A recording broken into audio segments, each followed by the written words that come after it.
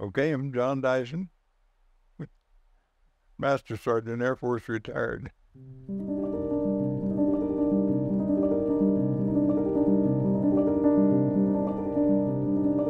We're in Grand Junction in my home on Clymer Drive. We came here in 90. We go to the River of Life Church. Been going there since 90, although the church wasn't located there at the time. And when it was very small, and we mostly met in homes, ours a lot of times, and various others. And then after a while, we met in bigger places, like a storefront for a while, a school cafeteria for a while, and so on. And finally got the property and built the church there. Anyways, we've watched it grow from very small to where it is now.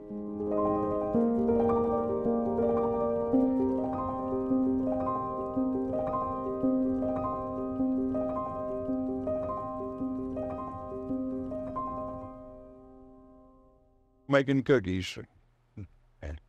I've been doing it for quite a while, over 30 years. I don't remember exactly.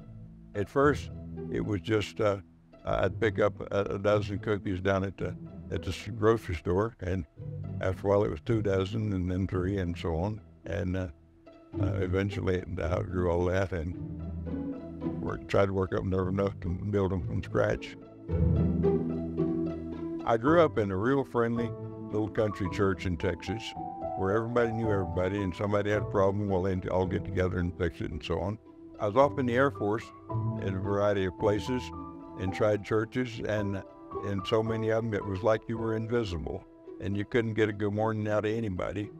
I saw that creeping into our group, not much, but it was starting to creep in, and that bothered me.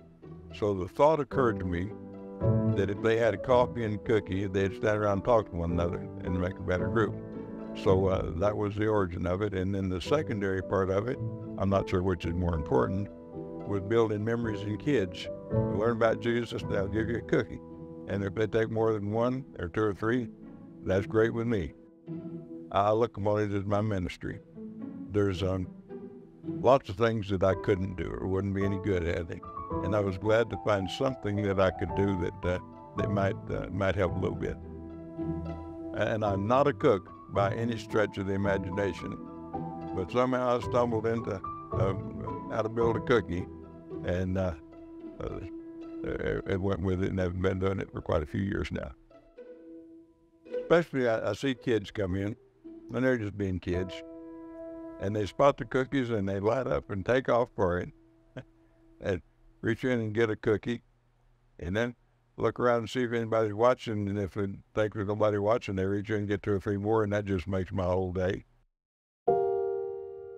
I believe it's helping a little bit, so I hope it is, and the cookies give us an excuse to get to know one another better, and then they look upon them as being friends, and makes a friendlier place to meet, where you know folks and have a good chat with them.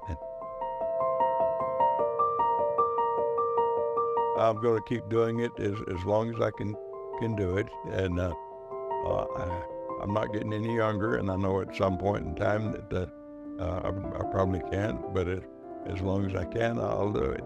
I really appreciate the help I've been getting with a number of folks that come out and help me make cookies and watch how I do it, so that a number of them are getting very good at making cookies.